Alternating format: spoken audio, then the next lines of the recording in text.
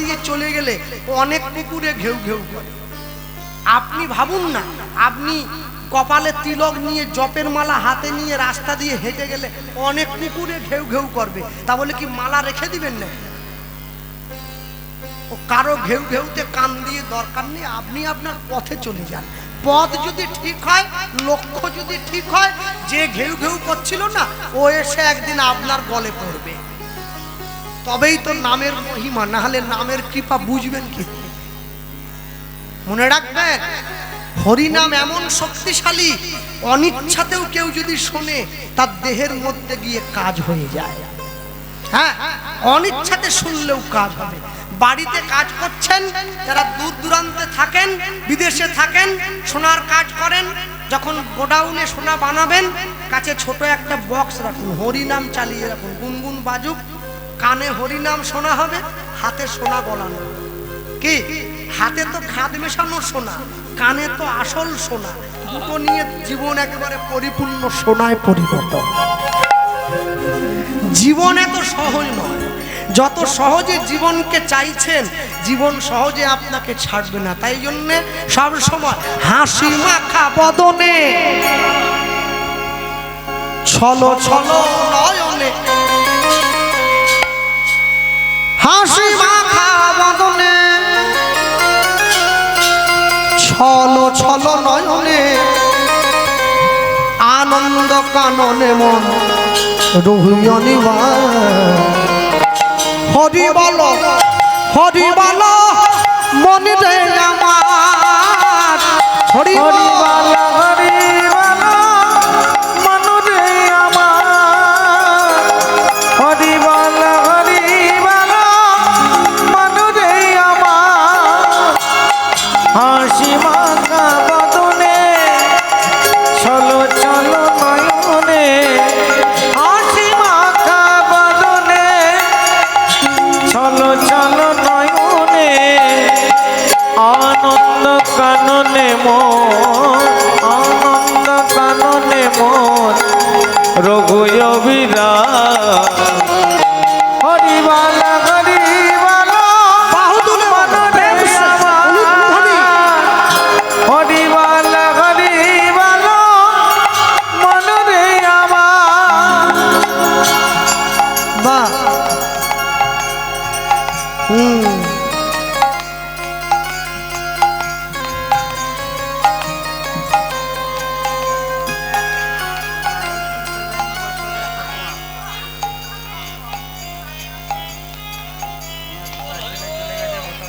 আচ্ছা আচ্ছা,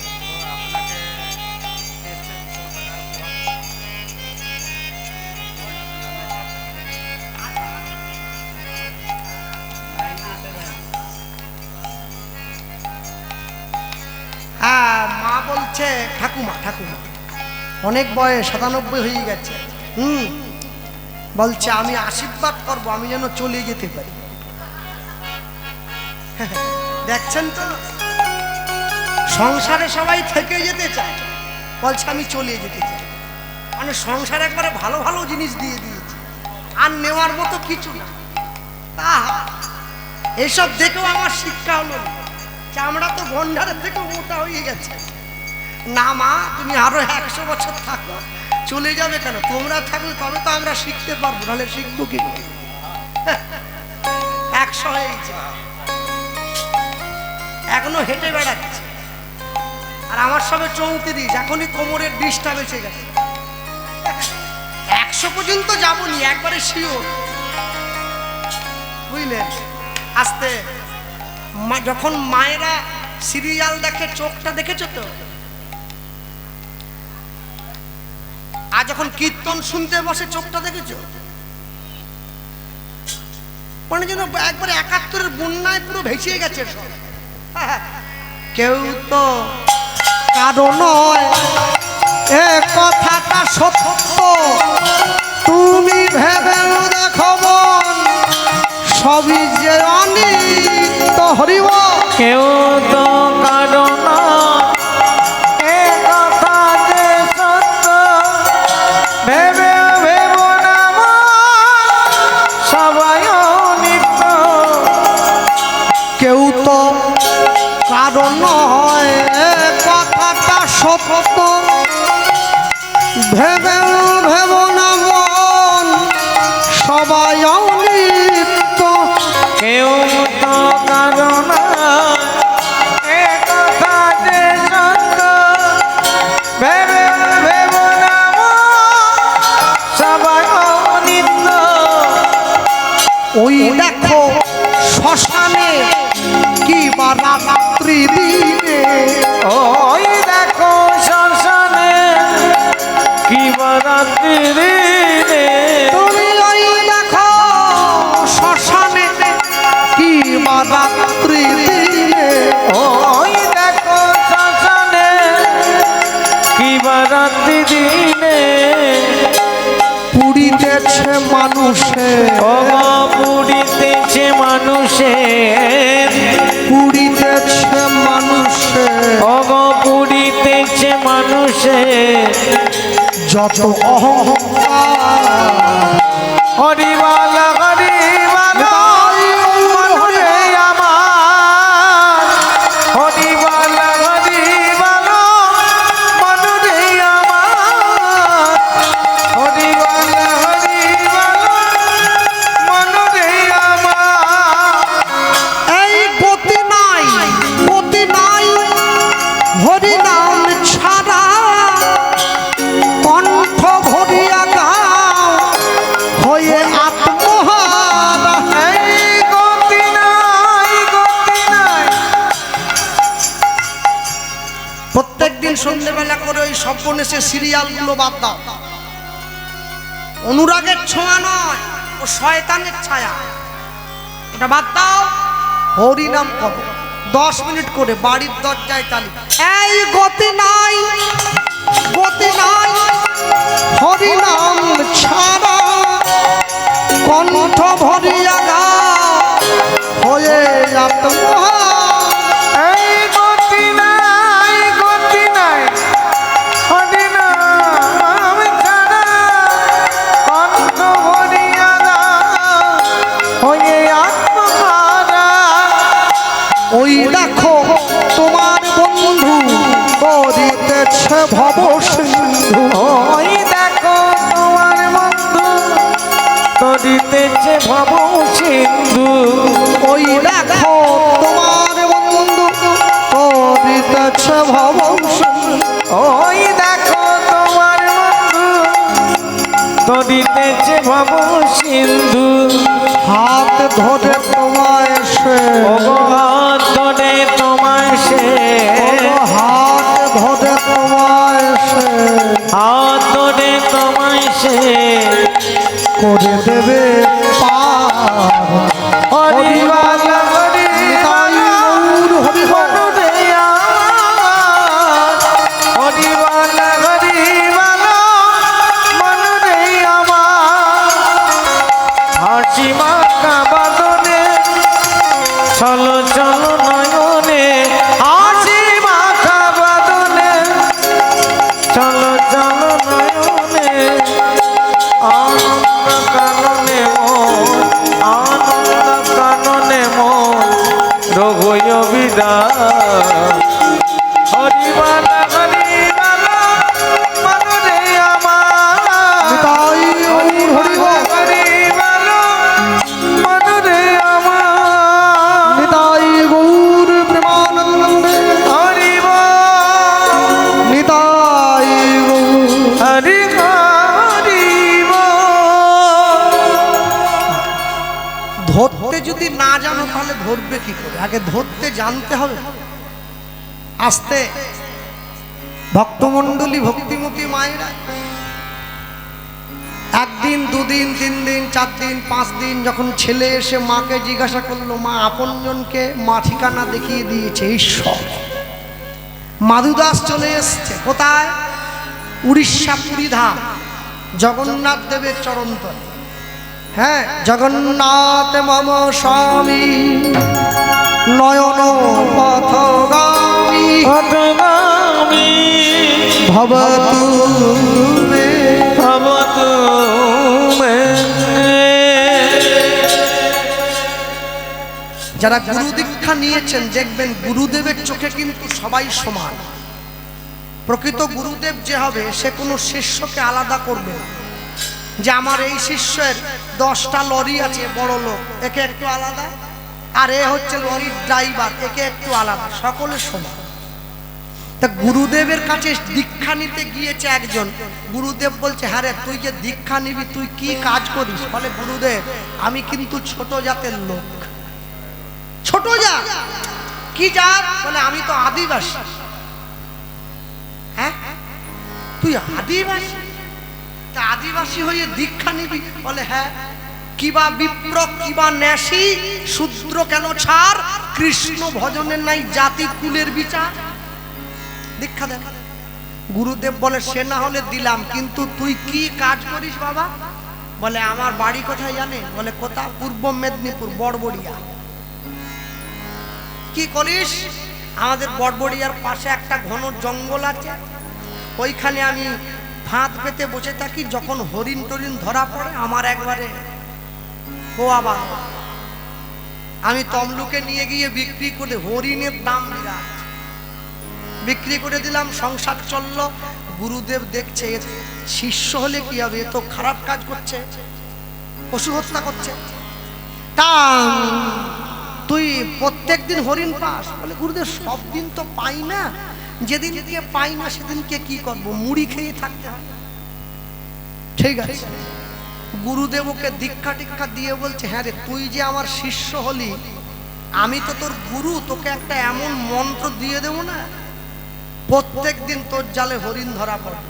বলেন সেরকম মন্ত্র আছে? দেন শিগগিরি, আমার কাছে আছে। ওকে 16 নাম 32 অক্ষর হরিনাম মহামন্ত্র দিয়েছে। বলছে সব এই মন্ত্রটা জঙ্গলে গিয়ে একভাবে জপ করবি, 2 দিন 4 দিন 5 দিন 6 দিন 7 দিন 8 দিন। বলে শুধু বলতে থাকবো হরে কৃষ্ণ কৃষ্ণ কৃষ্ণ হরে রাম রাম রাম হরে। হ্যাঁ শুধু বলবি, বলতে বলতে দেখবি তোর সামনে একটা লোক এসে দাঁড়াবে, গায়ের রং একটু কালো হবে, হাতে একটা বাঁশি থাকবে, মুখে তার হাসি থাকবে, মাথায় ময়ূর পাতা থাকবে, সোনার চূড়ো পরে থাকবে, পায়ে নুপুর পরে থাকবে। হ্যাঁ এই লোকটা আসবে। আচ্ছা ঠিক আছে। এই লোকটা যখনই তোর কাছে আসবে, গুরুদেব লোকটাকে, এই লোকটা হচ্ছে তোকে যে নাম দিলাম সেই নামের মালিক। যখনই ওই লোকটা তোর কাছে আসবে তুই লোকটার কাছে চেয়ে নিবি আমাকে আশীর্বাদ করো, আমি যেন প্রত্যেক দিন একটা করে হরিণ আমার জালে পড়ে যায়। আর ওই লোকটা যদি তোকে একবার আশীর্বাদ করে দেয় আর দেখে ধরে কে প্রত্যেক দিন, ও তো জানে না, ও গিয়ে হরিনাম গাইছে জঙ্গলে বসে, বীজের মধ্যে বৃক্ষ আছে কবু না যায় দেখা, নামের মধ্যে নামই থাকে হৃদয় পটে আঁকা। নাম গাইতে গাইতে সাক্ষাৎ ভগবান এসে পড়েছে। আদিবাসীটা মিলিয়ে দেখছে সব ঠিক আছে তো। এই যে বাবু হরে কৃষ্ণ, বাঁশিটা দেখি।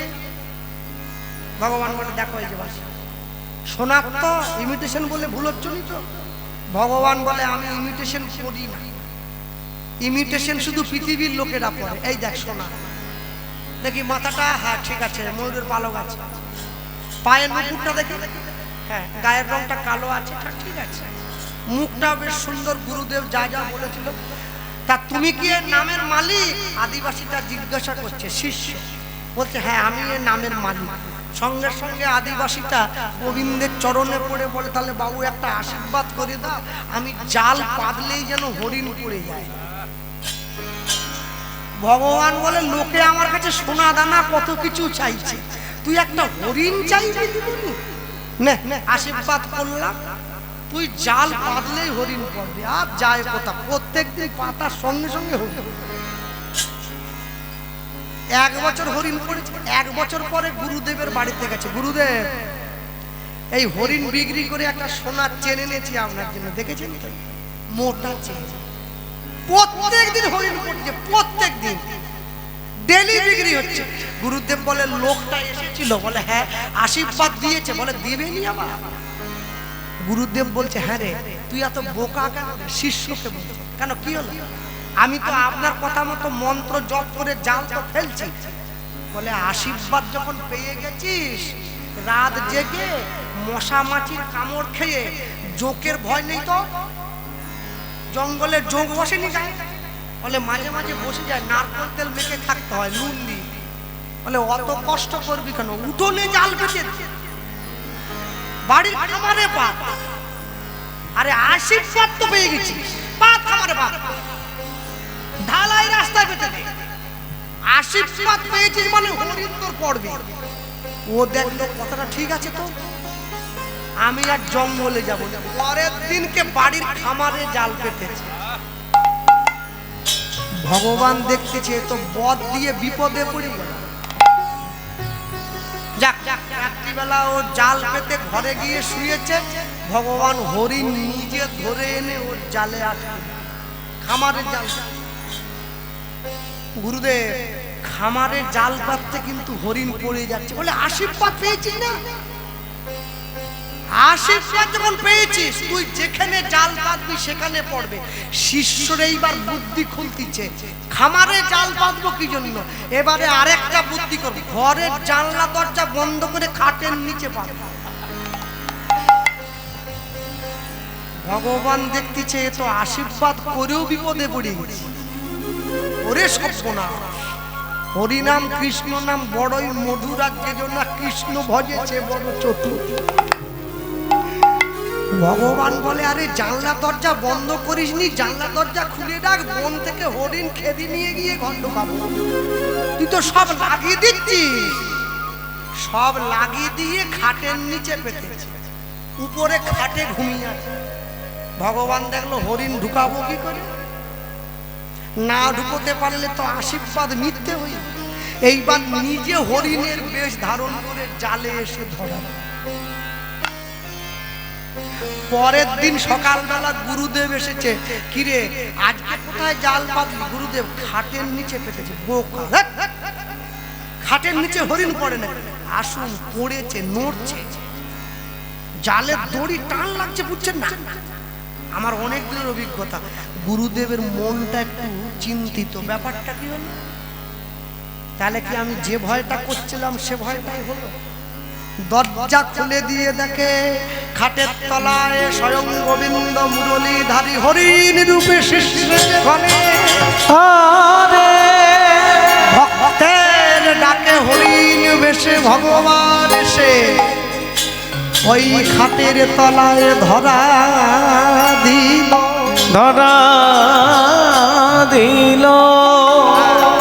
তারে ডাকলে নাকি পাওয়া যায়, শুনেছি কানে। তারে ডাকলে নাকি পাওয়া যায়, শুনেছি কানে কানে। ডাকলে নাকি পাওয়া যায়, শুনেছি কানে।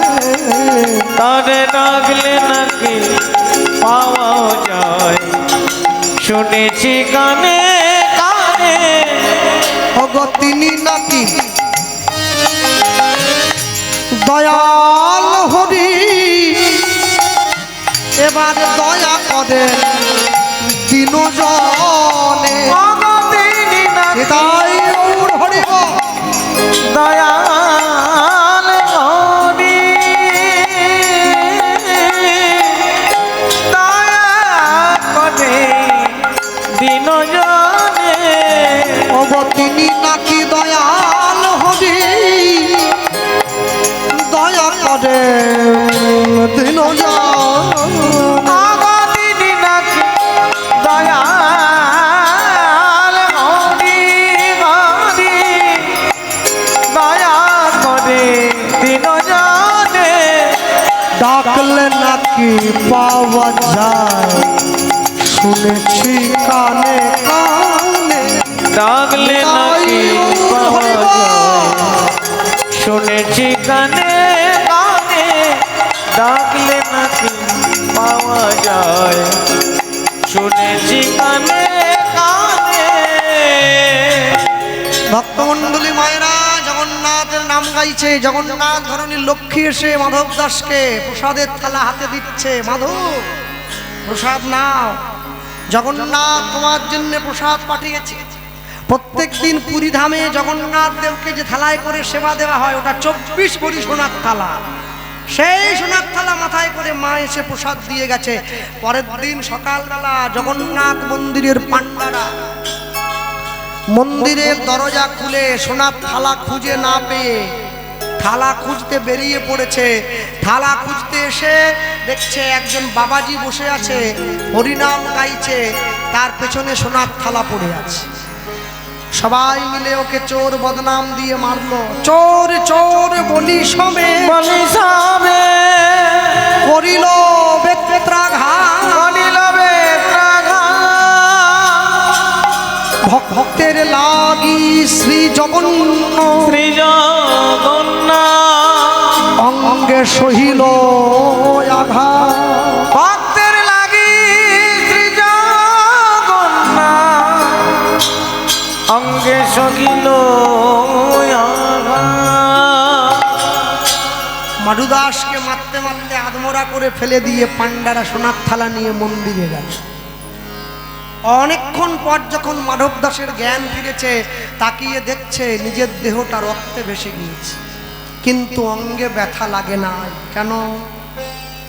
22 বাজারে বেত্রাঘাত করা হয়েছিল হরিদাস ঠাকুরকে, ব্যথা লেগেছিল চৈতন্য মহাপ্রভুর গায়ে। মাধব দাসকে আঘাত করা হলো, ব্যথা লাগলো জগন্নাথ দেবের অঙ্গে। উঠে বসেছে, চলে যেতে চায়। প্রভু, আমি তো তোমার ধামে থাকবো না, চলে যাব। যেই চলে যেতে যায়, পিছন ঘুরে তাকিয়ে দেখছে জগন্নাথ দেব দাঁড়িয়ে আছে, হাতটা ধরেছে। মাধু, আয় আমার সঙ্গে। হাত ধরে নিয়ে গিয়ে ওই পুরী ধামে সমুদ্রের পাড়ে ছোট্ট একটা কুঁড়ে ঘর বানিয়ে দিয়েছে, ভক্ত ভগবানের আশ্রয়স্থল। হ্যাঁ, এই কুঁড়ে ঘর বানিয়ে দিল। ভক্ত মোর মাতা পিতা, ভক্ত মোর প্রাণ, ভক্তের হৃদয়ে সদা গৌর গোবিন্দের বিশ্বাস। ওই কুঁড়ে ঘর বানিয়ে দিল। আর এই যে কুঁড়ে ঘর বানিয়ে দিয়েছে, আমি মায়েদেরকে বলবো, এই গ্রামের মানুষ যারা বসে আছেন, যারা মাইকের মাধ্যমে শুনছেন, যে কদিন গ্রামে হরিনাম হবে, যতক্ষণ না পর্যন্ত নগর সংকীর্তন সমাপন হয়ে আমাদের হরিনাম যজ্ঞের মহান্ত বিদায় হয়, গ্রামের মানুষ কেউ আমিষ খাবেন না, সকলে নিরামিষ খাবেন। তবে তো হরিনামের কৃপা পাবেন, না হলে পাবেন কি করে? এমনি এমনি কৃপা পাওয়া যায় কি? এমনি এমনি পাওয়া যায় না। কেউ বাড়িতে আমিষ খাবেন না। নাম বিশ্রাম হয়ে যাবে, মহান্ত বিদায় হবে। হ্যাঁ, গৌরীদাস কীর্তনিয়ার করেতে ধরিয়া কইছেন মহাপ্রভু কাঁদিয়া কাঁদিয়া। এই যে বিদায় হলো, বিদায় হওয়ার পরে তারপরে আপনারা যা যার বাড়িতে যে যা খাচ্ছেন সেটা খাবেন। কেন? আজকে যে শিবাসঙ্গনে ঘটস্থাপন হয়েছে, এটা কোনো একজন ব্যক্তির নামে সংকল্প হয়নি, পুরো গ্রামের নাম বলে সংকল্প হয়েছে, যাতে সকলে হরিনামের কৃপা পায়। তার সবাই যদি কৃপা পেতে চায়, সবাইকে তো কৃপা পাওয়ার মতো কাজ করতে হবে। আমি দক্ষিণ 24 পরগনা একটা জায়গায় কীর্তনে গিয়েছিলাম, জানেন।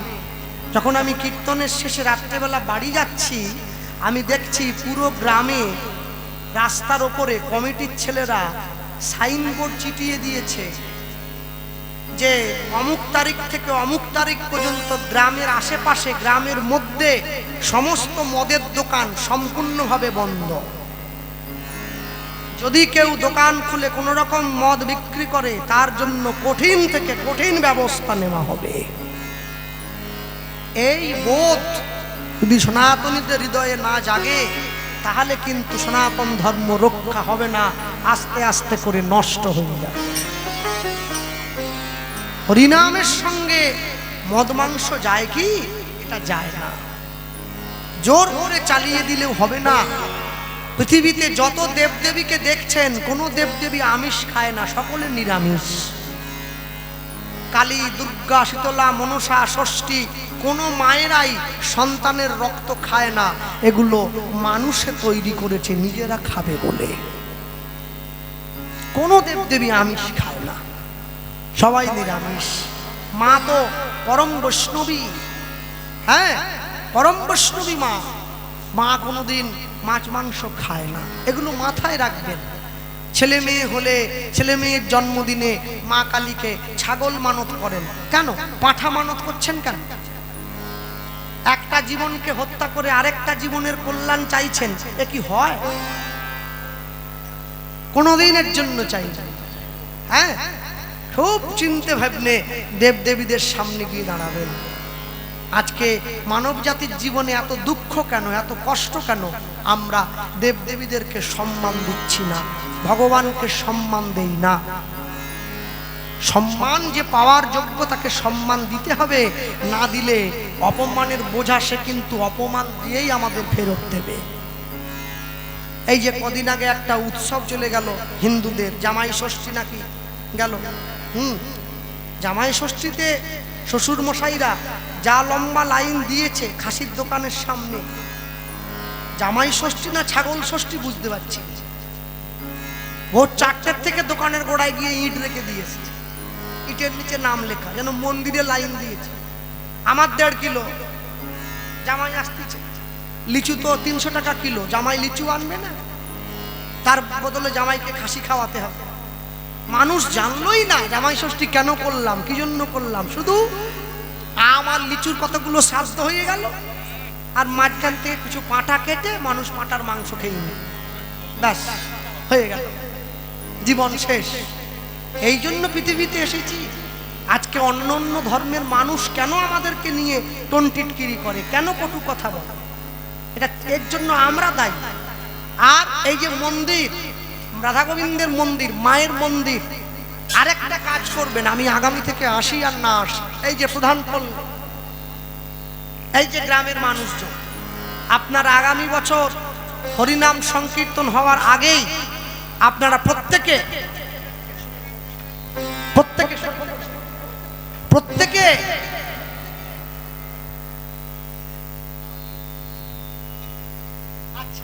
হ্যাঁ, এবং আপনারা প্রত্যেকে এই গ্রামের যারা হরিনাম পরিচালনা করে, প্রত্যেকে এই গ্রামের মন্দিরে একটা মাইক আর